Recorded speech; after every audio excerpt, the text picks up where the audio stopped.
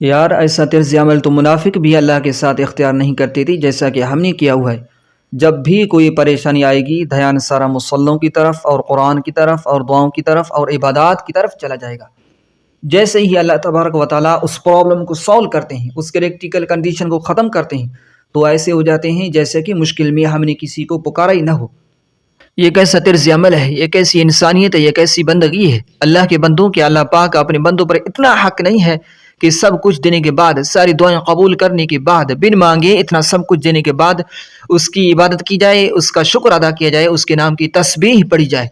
یار جب لوگوں کو موضوع بنایا جا سکتا ہے، گھر کے دروازوں کو موضوع بنایا جا سکتا ہے، دنیا جہان کی فضول باتیں ہم کر سکتے ہیں، لیکن اپنی ڈسکشن میں اپنے اللہ کو یاد نہیں کر سکتے، کیا اپنے اللہ کو موضوع نہیں بنایا جا سکتا؟ زندگی برف کی طرح پگھلتی جا رہی ہے، پگھلتی جا رہی ہے، پگھلتی جا رہی ہے۔ ہر گزرتا ہوا لمحہ ہمیں قبر کے قریب کرتا جا رہا ہے، بالکل قبر کے کنارے کھڑے ہو چکے ہم، بس ایک دھکا لگنے کی دیر ہے اور ہم نے 6 فٹ زمین کے اندر چلے جانا ہے۔ یہ ساری چیزیں باہر رہ جانی ہیں، یہ سارے رشتے باہر رہ جانے ہیں کہ جن رشتوں پر تمہیں ناز ہے نا، یا جن رشتوں کی وجہ سے تم اپنے اللہ کو ٹائم نہیں دے رہے، یہی رشتے تمہیں 4 کندھوں پر اٹھا کر زمین کے من و مٹی نیچے دبا کر آئیں گے۔ بس 2 دن کا رونا دھونا ہوگا فارمیلٹی پوری کرنے کے لیے، اس کے بعد تمہیں بھلا دیا جائے گا۔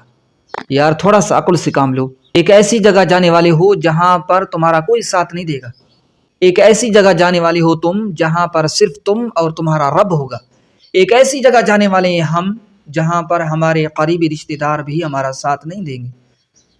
پھر کس بات کا گھمنڈ ہے ہمیں؟